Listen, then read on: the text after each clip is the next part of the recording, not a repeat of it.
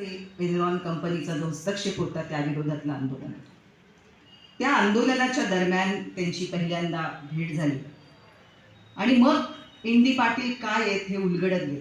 तोपर्यंत लांबून ऐकत होतो, कारण स्वातंत्र्य चळवळीपासून, संयुक्त महाराष्ट्राच्या लढ्यापासून, आणीबाणी विरुद्धचा लढा असो, ते थेट जागतिकीकरण, खाजगीकरण आणि उदारीकरणाच्या काळामध्ये चाललेले लढे असो, इतका प्रचंड मोठा पल्ला ज्यांनी अनुभवलेला आहे आणि प्रचंड मोठी स्थित्यंतरं ज्यांनी आपल्या आयुष्यात अनुभवली आणि नुसती अनुभवली नाही, त्याच्यासमोर उभं राहिले, उभं ठाकले आणि त्या टप्प्यामध्ये येणाऱ्या प्रत्येक प्रश्न, त्यातला सर्वात मोठा स्पेशल इकॉनॉमिक झोन होता तो रायगड जिल्ह्यातला अंबानींचा SEZ, महामुंबई SEZ.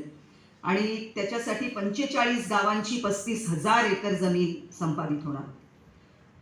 वातावरण पेटायला लागलं, शेतकऱ्यांमधला असंतोष वाढायला लागला आणि या सगळ्या लढ्याचं, हा काही एकटा सुटा प्रश्न नाही, स्पेशल इकॉनॉमिक झोन महाराष्ट्रभर इतके येतात, तेव्हा राज्यभर त्याचं लोण पसरणार आहे आणि त्या विरुद्ध आपल्याला वातावरण पेटवलं पाहिजे.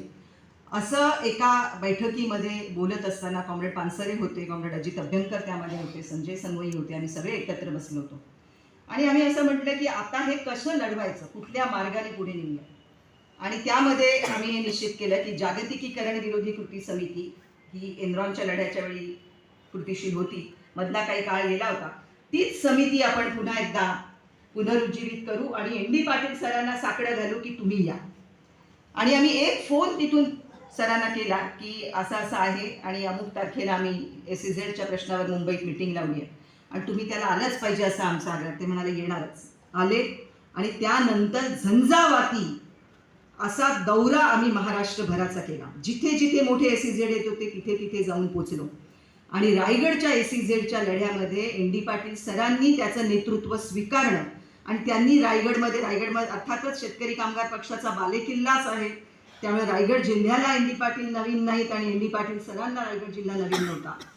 त्यांनाही तिथले कानेकोपरे माहिती होते, त्यामुळे ते या लढ्यात आले आणि त्या लढ्याला एक वेगळंच वळण लागलं. पहिलं आंदोलन तिथलं जेलभरा आंदोलन SEZच्या विरोधात. इंडी पाटील सर नेहमीप्रमाणे वेळेच्या आधी येऊन बसलेले आणि शेतकरी जमायला सुरुवात झाली. शेतकऱ्यांच्या मनात शंका होती की आपल्याला झुंज घ्यायची आहे अंबानीसारख्या प्रचंड धनदांडग्यांशी. आपण साधे साधे छोटे शेतकरी एवढ्या मोठ्या धनदांडग्यांसमोर, ज्यांच्या पुढे पंतप्रधान देशाचे झुकतात, त्यांनी बोर्ड दाखवलं की मुख्यमंत्री पायघड्या घालत त्यांना त्या जमिनी द्यायला तयार असतात, अशा अंबानींच्या विरोधात आपण खरोखर जिंकू शकतो का? शेतकऱ्यांनी येऊन इंडी सरांना प्रश्न विचारला, हे आपण करणार काय, आपण ह्याच्यात जिंकू शकतो? आणि इंडी पाटील सरांनी त्यांना उत्तर दिलं, तुम्हाला जिंकायचं आहे ना, मग जिंकायचं या प्रेरणेने, या तीव्रतेने लढा, आपोआप जिंकता येणार नाही. आणि जिंकू की हरू या शंकेतून, या हा प्रश्न आधी उभा करण्यातून कोणताही लढा पुढे जात नसतो. तेव्हा जिंकायचं, या जिद्दीने मैदानात उतरा, आपण जिंकणारच. आणि ती जिद्द मग शेतकऱ्यांमध्ये वाढत गेली. वेगवेगळ्या टप्प्यांमधून हा लढा पुढे गेला. वडखळ नाक्यावर जेव्हा आमचं मोठं रास्ता रोको आंदोलन चालू होतं मार्च महिन्यातलं, तर एकदम दुपारचं रणरणत ऊन आणि त्या उन्हात चाललेल्या रास्ता रोको आंदोलन, रस्त्यावर आम्ही बसलो होतो. इंडी सरांचा खणखणीत आवाज त्या सभेमध्ये पूर्ण वडखळ नाकाभर घुमत होता आणि मध्येच त्यांना भोवळ आली. बोलता बोलता जागच्या जागीच आवाज हळूहळू कमी होत गेला आणि त्यांच्या आजूबाजूला होतं त्यांनी सावरलं, खुर्चीत बसवलं, पाणी दिलं. आम्ही सगळेच घाबरलो, सगळ्यांच्या छातीत दस्त झालं की इंडी पाटील सरांना आता काय होतं. फक्त पाणी प्याले, 5-10 मिनिटं मध्ये गेली असतील. ते म्हणाले काय घाबरायचं कारण नाही, अशा लढ्यातच मला मरण आलं तर मला हवं आहे, त्यामुळे घाबरू नका, मी पुन्हा उभा राहणार आहे आणि बोलणार आहे, मला बोलायचंच आहे. परत 10 मिनिटांनी सर उभे राहिले आणि खणखणीत आवाजात परत एकदा सभेला संबोधन सुरू झालं आणि ती सभा परत सुरू झाली. या सगळ्यामध्ये अंबानींची स्टाईल अशी आहे, म्हणजे तुमच्यापैकी अनेकांना कॉर्पोरेट ज्या पद्धतीने काम करतात माहिती असेल, आणि अंबानींची तर सगळंच विकत घेण्याची मनीषा असते. त्यांची घोषणाच आहे, कर लो दुनिया मुठ्ठी में, त्यामुळे सगळंच त्यांना आपल्या मुठीमध्ये घ्यायचं आहे. ज्या पद्धतीने ते काम करतात, रायगड जिल्ह्यातल्या गावच्या कोतवालापासून पोलीस पाटलापासून ते SP पर्यंत आणि गावच्या तलाठी आणि ग्रामपंचायतीच्या सदस्य सरपंचांपासून ते कलेक्टरपर्यंत सगळं काही मॅनेज होतं. सगळं काही अधूनमधून जे काही मीटिंगमध्ये यायचे, जोरदार भाषणं ठोकायचे, एखादा शिक्षक एखादा कार्यकर्ता 4 दिवसात ते आंदोलनातून गायब व्हायचे. आणि मग आम्हाला समजायचं की यांना हँडल करण्यात आलेलं आहे, यांना मॅनेज करण्यात आलं आहे आणि ते गायब व्हायचे. त्या सगळ्या वातावरणात आणि 12 महिने जमावबंदी लागू होती, आंदोलन करताच येणार नाही. त्या वातावरणात हे आंदोलन चालू होतं आणि एकेकाला गाठून रिलायन्सवाले फोडायचा प्रयत्न करत होते. त्याच्यात त्यांचे दलाल घुसत होते, मुद्दाम चेतवायचा प्रयत्न करत होते, मोर्चा हिंसक झाला पाहिजे यासाठी तिथे येऊन उचकवायचे प्रयत्न करत होते. पण त्या सगळ्यामध्ये कधीही आम्ही बळी पडलो नाही. मगाशी जे पाटील सरांनी सांगितलं ते बरोबर, एकदाही दगड उचलला गेला नाही, एकदाही लाठी उगारली गेली नाही आणि अहिंसक मार्गानेच हे सगळे लढे पार पाडण्यात आले आणि त्यानंतर त्याचा प्रवास पुढचा सुरू झाला. त्यानंतरचा पुढचा टप्पा होता ते म्हणजे आमची पहिली मागणी होती रायगड जिल्ह्यातल्या SEZ मध्ये की हे सगळं सिंचनाखालचं क्षेत्र आहे, जे तुम्ही संपादित करतायत जमीन, हेटवणे प्रकल्पाच्या लाभ क्षेत्रातल्या जमिनी, आणि SEZचं धोरण म्हणतं की सिंचित जमिनी घ्यायच्या नाही, तरीही तुम्ही सिंचनाखालच्या जमिनी घेतायत. या जमिनी तुम्हाला सोडल्याच पाहिजेत. आणि तो प्रश्न घेऊन आम्ही उपोषणाला बसायचं ठरवलं. उपोषणाला बसलो. 19 शेतकरी, त्याच्यामध्ये महिला पुरुष सगळे अतिशय ज्येष्ठ शेतकरी महिला, 74 वर्षाच्या सर्वात सिनियर शेतकरी महिला त्या उपोषणामध्ये होत्या आणि ND पाटील सर आमच्याबरोबर. उपोषणाला बसलेले असताना अनेक घडामोडी घडत असत, पण सरकारशी त्याचा संवाद चालू ठेवणं, सरकारपर्यंत हे पोचवणं, गरज पडली तर मुंबईला जाणं, या सगळ्यामध्ये ND पाटील सर सतत धावपळ आमच्याबरोबर करत होते. ज्या दिवशी सरकारने आम्हाला आश्वासन दिलं की आम्ही सिंचनाखालच्या जमिनी वगळणार, तो निर्णय मिळाल्याबरोबर मुंबईला ND पाटील सर गेलेले होते. तिथून फोन केला की आपला प्रश्न मार्गी लागलेला आहे, सरकारने कबूल केलं आहे की हा जमिनी वगळणार, तेव्हा उपोषण मागे घ्यायला हरकत नाही.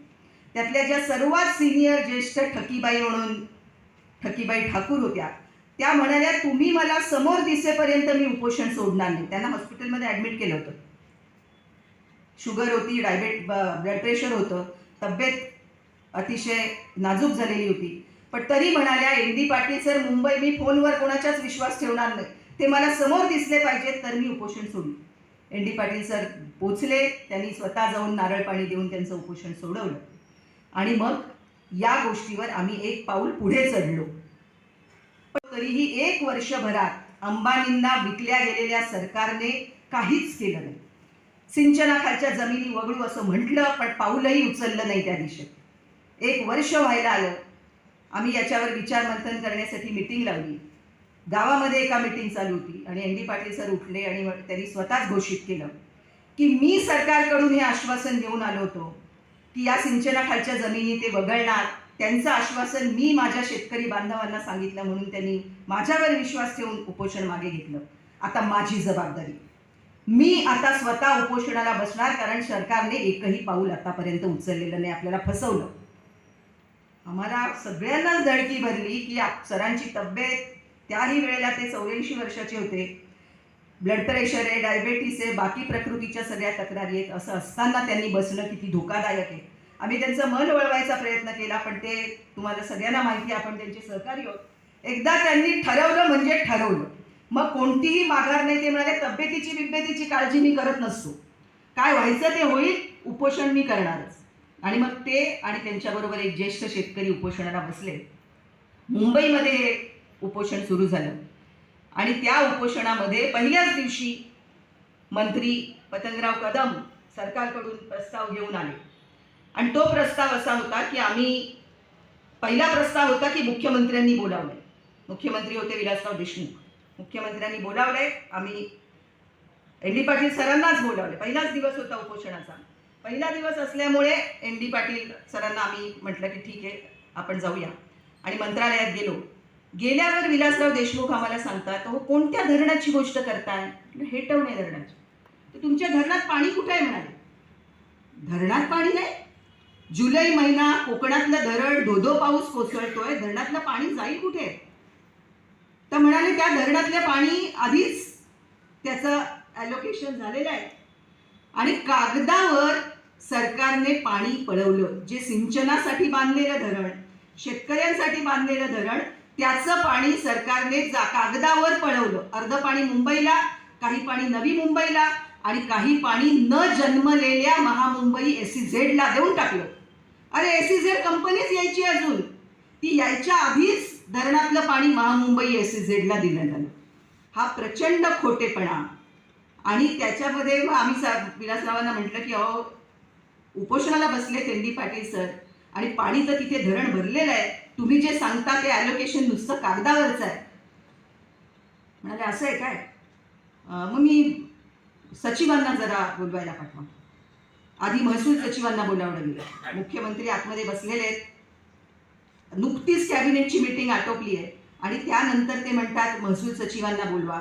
शिपाई जातो, परत येतो आणि म्हणतो महसूल सचिव जागेवर नाही. मग आम्ही म्हणतो इरिगेशनचा प्रश्न आहे, इरिगेशन सेक्रेटरींना बोलवा. पुन्हा जातो शिपाई, परत येतो, इरिगेशन सेक्रेटरी जागेवर नाही.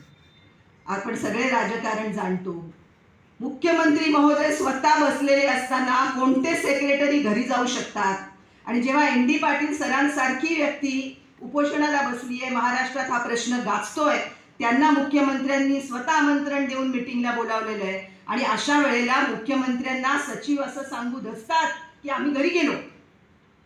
सगळं गोलमाल कारभार होता. आम्हाला कळलं की त्याच्या आधीच यांचं सेटिंग झालेलं आहे.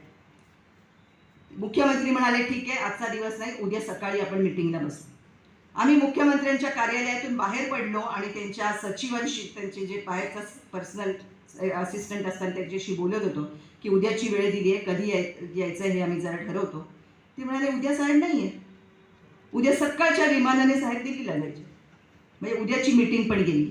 हा सगळा अशा प्रकारचा खोटेपणा सतत चालत राहिला, शेतकऱ्यांशी खेळ चालत राहिले. पण त्याच आंदोलनामध्ये, त्याच उपोषणाच्या दरम्यान 4थ्या दिवशी पुन्हा एकदा शासनाकडून प्रस्ताव आला, जो रिलायन्स बरोबर बोलणी करून ठरलेला प्रस्ताव होता की आम्ही शेतकऱ्यांची मतं ऐकू आणि मग या जमिनी वगळायच्या की नाही ठरवू. मुख्यमंत्र्यांना असं ब्रीफिंग देण्यात आलं होतं की ही सगळी मुठभर शेतकरी मंडळी आहे जी विरोध करतात, बाकी सगळ्यांची संमती आहे आणि अंबानींना जमिनी द्यायला शेतकरी तयार आहे. तेव्हा हे तोडगशी पडतील, तुम्ही हे घोषित करा की आम्ही जनमत घेऊन ठरवू. त्यांनी हे ठरवलं. आम्ही सरांना विचारलं काय करायचं. ND पाटील सर कसोट्यांना सामोरं जायला कायम तयार असणारं व्यक्तिमत्व.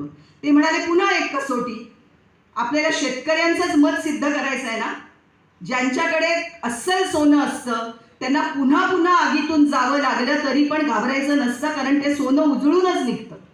तर आपल्याबरोबर जर सत्य असेल तर त्या सत्याच्या कसोटीला सामोरं जायला घाबरता कामा नये. आपण या जनमताच्या, त्यांनी जे आपल्यावर फेकलेलं एक हत्यार आहे त्याला आपण सामोरं जाणार. परतलो आणि मग तयारी सुरू झाली घरोघर जाण्याची, शेतकऱ्यांमध्ये जाण्याची आणि प्रत्येक घरात जाऊन शेतकऱ्याचं मत काय आहे हे आम्ही जाणून घ्यायचा प्रयत्न केला.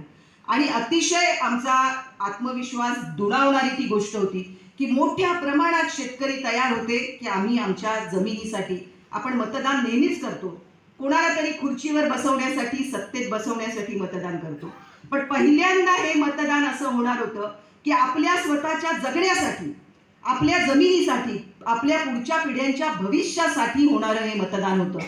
आणि त्या मतदानाच्या प्रक्रियेमध्ये अगदी चांगली आनंदाची गोष्ट ही की त्यावेळेचे जिल्हाधिकारी हे अतिशय प्रामाणिक, सचोटीचे असे जिल्हाधिकारी निपुण विनायक त्या काळात आलेले होते आणि त्यांनी अतिशय काटेकोरपणे ती जनमताची प्रक्रिया राबवली.